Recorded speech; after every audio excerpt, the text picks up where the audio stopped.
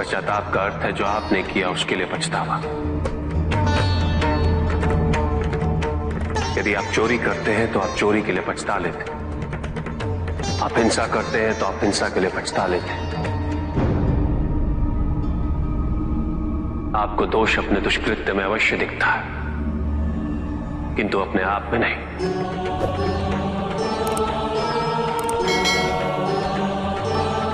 क्योंकि दोष आप अपने से बाहर ढूंढते हैं, उसके कारण अपने से पृथक करके देखना चाहते हैं।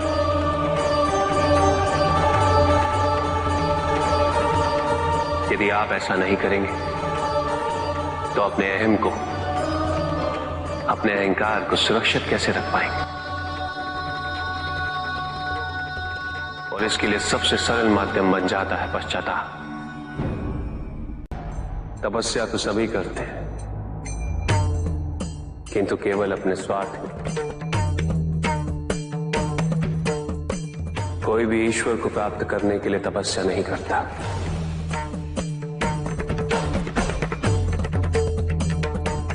कोई भी तपस्या इसलिए नहीं करता कि उसकी भक्ति उसके आराध्य तक पहुंच जाए। मृत्यु चाहते हो, मुक्ति चाहते, किंतु मृत्यु से मुक्ति प्राप्त नहीं होती। ना ही मृत्यु जीवन का अंत होती। सृष्टि ही जीवन, प्रकाश ही जीवन।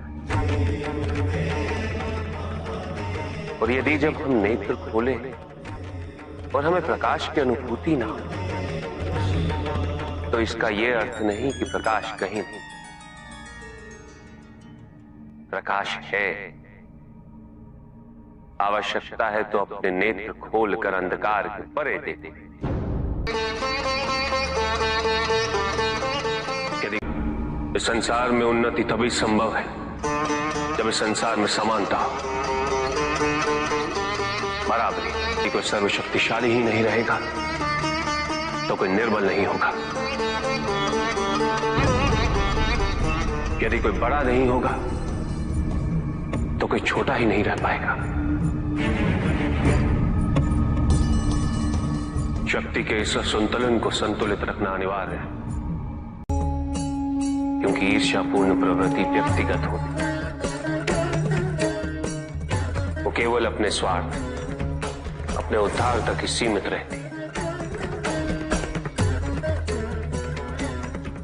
ईर्ष्या ही वो विष है जो व्यक्ति के हृदय में ना हारने की महत्वाकांक्षा को जन्म देती। जीतने की इस विवशता से ग्रसित मनुष्य धर्म अधर्म, न्याय अन्याय, उचित अनुचित का ज्ञान भूल जाता है।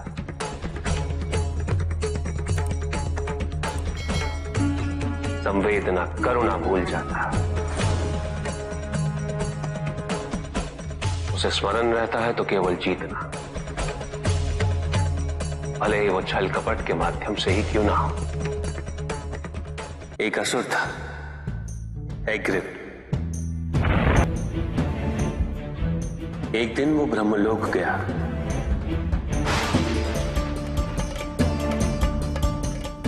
और बड़ी चालाकी से उसने ब्रह्मदेव से चारों वेद प्राप्त कर ली।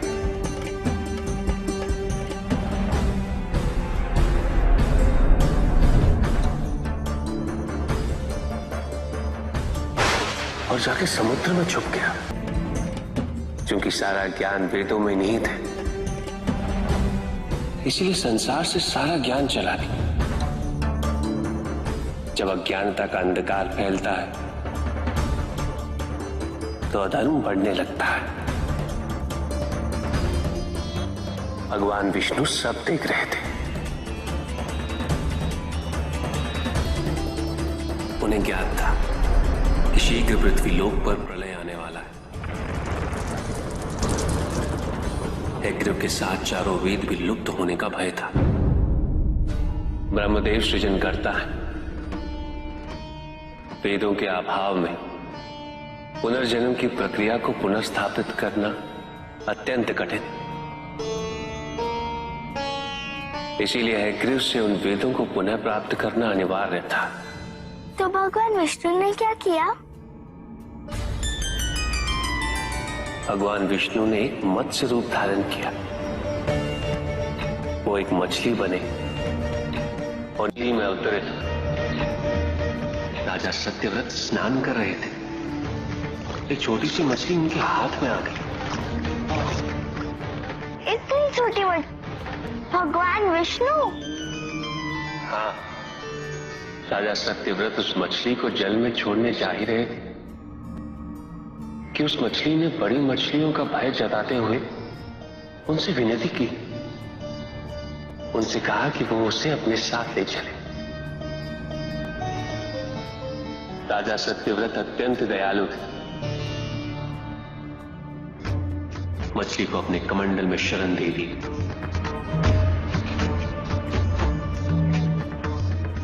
और अपने महल में ले गए। किंतु रात भर में मछली इतनी बड़ी हो गई कि कमंडल में रह पाना उसके लिए संभव ही नहीं था।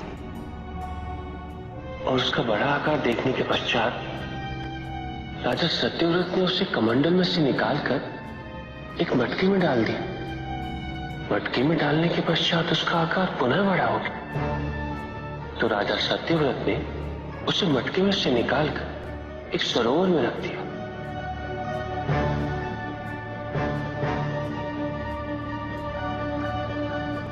किंतु उस एक ही रात में सरोवर में रखने के पश्चात भी उसका आकार इतना बड़ा हो गया कि उसे नदी में रखना पड़ा। किंतु नदी में रखने के पश्चात भी उसका आकार पुनः बड़ा हो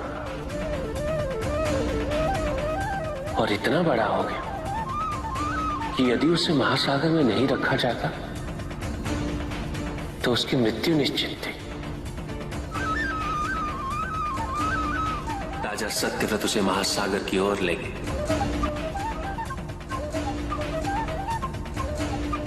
क्योंकि राजा सत्यव्रत तपस्वी थे, ज्ञानी थे,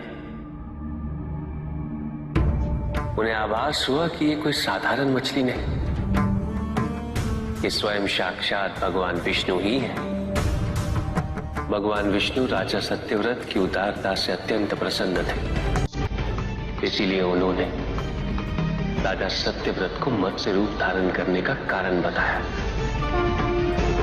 साथ ही उन्होंने सत्यव्रत से कहा कि आज से 7वें दिन प्रलय आएगा, समस्त पृथ्वी जल में समा जाएगी। किंतु आप सप्त ऋषियों के साथ साथ अनाज, वनस्पति व अशुद्धों की प्रत्येक प्रजाति के बीज और प्रत्येक पशु का एक एक जोड़ा लेकर एक विशाल नौका में सवार होकर मेरी प्रतीक्षा कीजिएगा। केवल एक ही स्थान ऐसा होगा जिसकी ऊंचाइयों को जल छू नहीं पाएगा। मैं लौटूंगा और आपको वहां लेके चलूंगा। ऐसा कौन सा स्थान था? हिमालय पर्वत, अर्थात तुम्हारी माता के पिता हिमालय। फिर क्या हुआ? ऐसा कह के भगवान विष्णु समुद्र में चले गए और अपने मत्स्य रूप में उन्होंने हयग्रीव को ढूंढ निकाला। उस दुष्ट का वध करके वेदों को पुनः प्राप्त कर लिया। तो क्या प्रलय आया? हाँ, ठीक 7वें दिन। किंतु भगवान विष्णु के आदेश अनुसार राजा सत्यव्रत एक विशाल नौका में उनकी प्रतीक्षा कर रहे थे। तभी विष्णु जी एक सींग वाली विशाल स्वर्ण मत्स्य रूप में प्रकट हुए। नौका को मत्स्य से बांधते हेतु सर्पराज वासुकी का प्रयोग किया गया और विष्णु जी ने अपने वचन अनुसार उन सबको हिमालय तक सुरक्षित पहुंचाया, ताकि प्रलय के पश्चात वेदों के आधार पर संसार पुनः बसाया जा सके।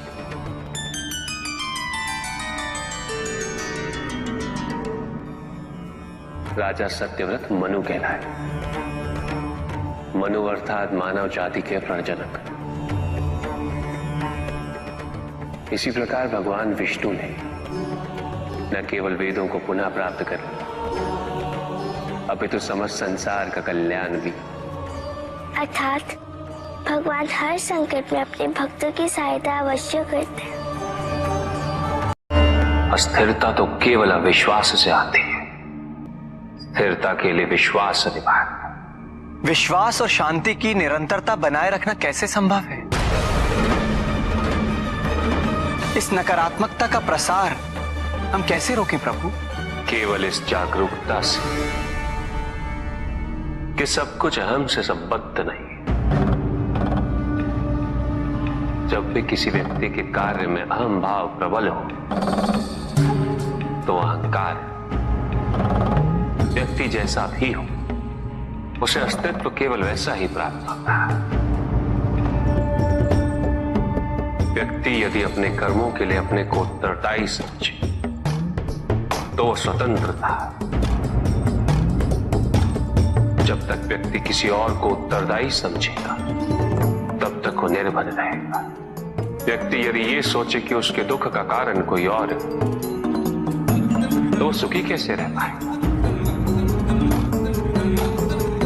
यह असंभव है, क्योंकि दूसरों को परिवर्तित करना उसके वश में नहीं। वो तो केवल अपने आप को परिवर्तित कर सकता है। यही एक स्वतंत्रता है उसके पास। जो पीड़ा है, जो कष्ट है, वो व्यक्ति के अपने फल है, अपने निर्णय के फल। और जिस दिन वो अपने निर्णय परिवर्तित कर ले उसी दिन उसके जीवन में परिवर्तन भी आ जाएगा। जिन्होंने जीवन के प्रति घृणा सिखाई उन सभी व्यक्तियों ने पृथ्वी को नर्क बनाने में अपना योगदान दिया। इसलिए अधिकांश व्यक्ति अपने दोष, अपनी त्रुटियां और अपनी व्यर्थता को जीवन पर आरोपित कर मुक्त हो जाते हैं। उन्हें लगता है कि जीवन ऐसा ही होता है और उसके समक्ष वो विवश है। वो ये नहीं समझते कि वो जिन प्रवृत्तियों को लिए वो प्रवृत्तियां दुख को जन्म देने वाली वृत्तियां हैं।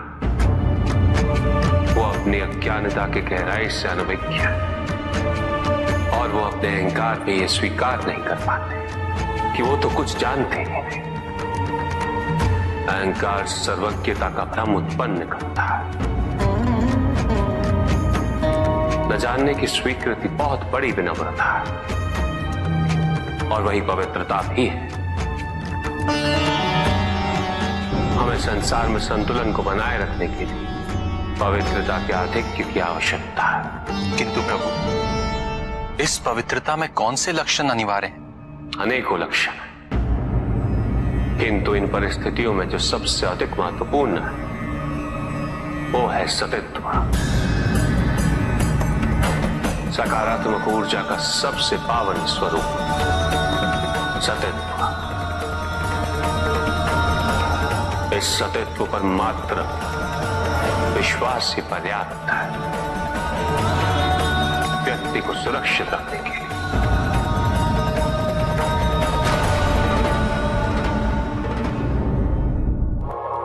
एक बार व्यक्ति सतित्व पर विश्वास कर ले तो नकारात्मकता सदैव के लिए दूर हो जाती है और संतुलन स्थापित होता है। अहंकार तो हानिकारक है ही, किंतु सतित्व पर अहंकार घातक होता है। जहां न अमृत, न विष, न सुख, न दुख, न स्वर्ग, न नरक, वही परम आनंद है। उसी परम आनंद तक की यात्रा है तुम्हारी। ये यात्रा आनंद के सानिध्य की है। ये यात्रा सानिध्य के आनंद की है और इस यात्रा में मैं प्रतिपल तुम्हारे साथ हूं। मुझे ढूंढो मत, केवल पहचानो तुम ही मैं हूं, मैं ही तुम। हर आरंभ का मैं ही अंत हूं। और हर अंत सदैव मेरा ही आरंभ होगा। देव देव महादेव शिवा, देव देव महादेव शिवा। चंद्रमा उसी जल में प्रतिबिंबित होता है जो जल शांत हो, स्थिर हो। यही तो समस्या होती है मन की। मन कभी भी शांत नहीं हो पाता। जहां शांति नहीं वहां कुछ भी नहीं रुकता। समुद्र की लहरों की भांति विचारों का उपद्रव मन को निरंतर स्थिर रखता। कुछ भी सुनने और समझने के लिए मन का मौन रहना आवश्यक है, किंतु मन मौन रहना नहीं जानता।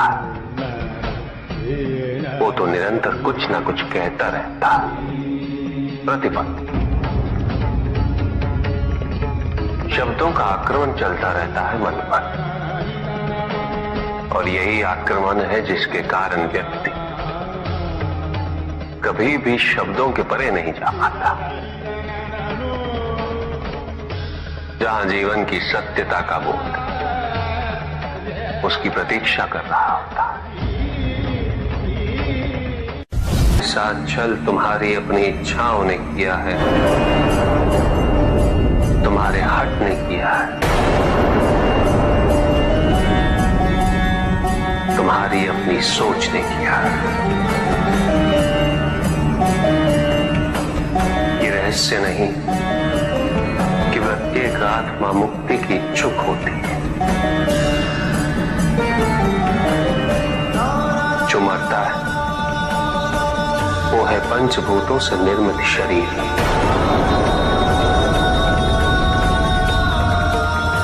किंतु आत्मा तो अजर है, अमर है।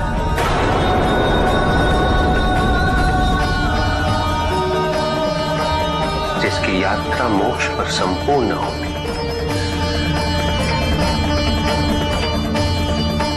जहां सांसारिक बंधनों से व्यक्ति मुक्त हो जाता है,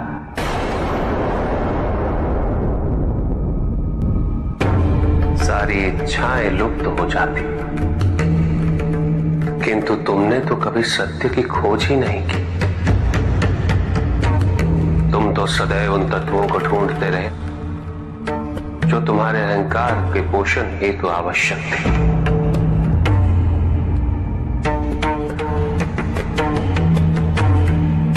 किंतु सत्य तो यही है कि ना कोई तुम्हारा है और ना तुम किसी के। जो है वो परमात्मा का है, और जो नहीं वो भी परमात्मा का ही है। इस शरीर में तुम इस सत्य से अनभिज्ञ हो, किंतु इस शरीर के पूर्व तुम्हें इस सत्य का बोध था, और इस शरीर के पश्चात भी रहेगा। प्रश्न ये है कि क्या तुम इस सत्य को अभी स्वीकार करना चाहते हो? यदि करते हो तो परिवर्तन का मार्ग स्वतः प्रदर्शित हो जाएगा। आजीवन तुम प्रत्यक्ष को ही सत्य मानते रहे, परोक्ष सदैव महत्वहीन रहा। तुम्हारे पास यही अवसर है। भक्ति हेतु यदि कुछ अनिवार्य है तो केवल भक्ति ही।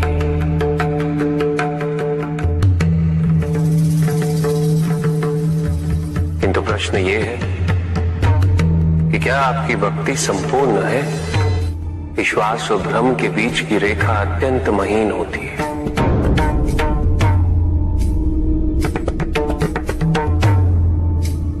असंख्य व्यक्ति ये नहीं समझ पाता कि उनका विश्वास विश्वास है या भ्रम।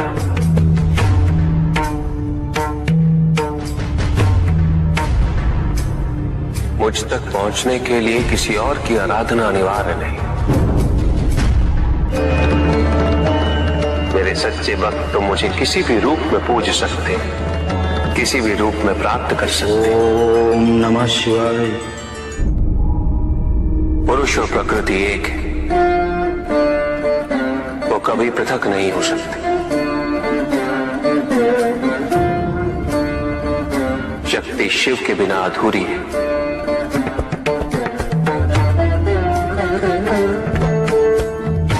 और शिव तो शक्ति के बिना शव के समान है। शिव शक्ति पुरुष प्रकृति का संतुलन सदैव अनर्थकारी सिद्ध होगा। शरीर में यदि स्त्री तत्वों की ऊर्जा नहीं तो शरीर निर्जीव है।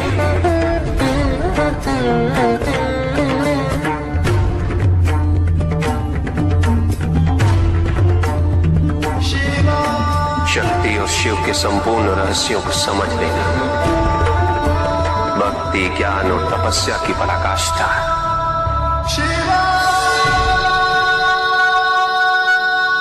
जब ज्ञान के लिए शब्द पर्याप्त ना हो, उदाहरण प्रस्तुत करना अनिवार्य हो जाता है।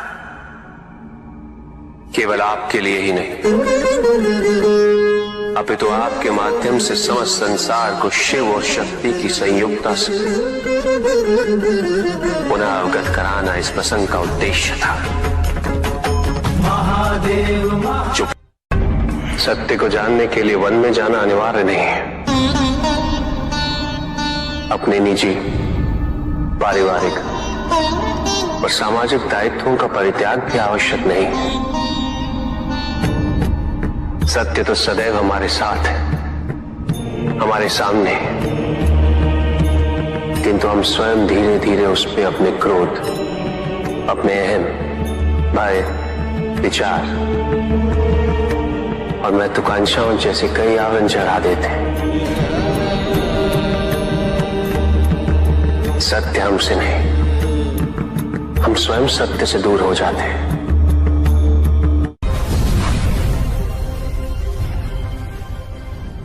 ज्ञान का भ्रम अज्ञानता का प्रथम लक्षण है। इस प्रकार भरे हुए पात्र में कुछ नहीं समा था, उसी प्रकार ज्ञान के अहंकार से भरे मन में अधिक ज्ञान नहीं समा था। जहां प्रश्न नहीं वहां जिज्ञासा नहीं, और जहां जिज्ञासा नहीं होती वहां ज्ञान की वृद्धि नहीं हो सकती। निसंकोच होकर पूछिए। प्रभु, आप तो कालोपरी हैं, सर्वज्ञ हैं, त्रिकालदर्शी हैं। चारों ओर ये जो अज्ञान का अंधकार फैल रहा है, उसमें ज्ञान का मूल अर्थ कहीं ना कहीं खोता जा रहा है। मेरा आपसे विनम्र निवेदन है प्रभु, किसी अन्य विषय पर चर्चा आरंभ करने से पूर्व हमारे और इस समस्त संसार के कल्याण और मार्गदर्शन हेतु आप ज्ञान की मूल परिभाषा से एक बार हमें पुनः अवगत करवाएं। ज्ञान और अज्ञान की परिभाषा को स्पष्ट रूप से समझने के लिए ज्ञान और अज्ञान की विशेषताओं का स्मरण करना आवश्यक है।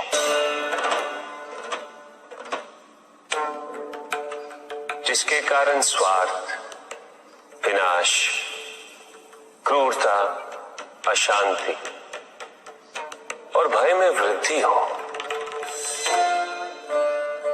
वह ज्ञान है। किंतु जो व्यक्ति को उदार, निर्भीक, सहनशील और विनम्र बनाए, वही ज्ञान है। अज्ञान की शक्तियां दुरुपयोग करने हेतु प्रेरित करती हैं, किंतु जो अपनी शक्तियों और अपने सामर्थ्य के प्रति अपने उत्तरदायित्व को समझाए, जो न केवल अपने अपितु अपने से पहले संसार के उद्धार हेतु प्रोत्साहित करे, वो ज्ञान है। ज्ञान का मूल उद्देश्य ही परोपकार है, सृजन है। दूसरों की भावनाओं को समझना, उनका आदर करना, यही ज्ञान है।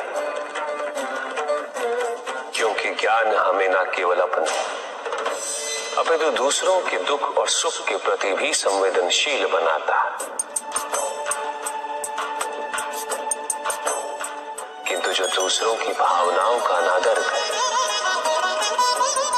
उसे ज्ञान की श्रेणी में कैसे रखा जा सकता है? अज्ञान के कारण व्यक्ति सांसारिकता में बंधता जाता है, वो माया में उलझता जाता है। अज्ञान परम सत्य से दूर ले जाने का माध्यम है, किंतु ज्ञान व्यक्ति को परम सत्य की ओर ले जाता है। ज्ञान मुक्तिदायक है, मोक्ष का मार्ग है, और इस मुक्तिदायक ज्ञान का सर्वोच्च रूप है आत्मज्ञान, और यही ज्ञान की पूर्णता भी है। ज्ञान और अज्ञान का भक्ति का उचित मार्ग बताए हमें, ताकि मेरी भांति दूसरा कोई भूल ना करे। भक्ति मुक्ति का आधार है पुष्पदल, और मुक्ति तो केवल समर्पण से ही संभव होगी। और समर्पण के लिए पुष्प नहीं, स्वर्ण नहीं, आभूषण भी नहीं, रत्न नहीं, धन नहीं, विधि विधान नहीं,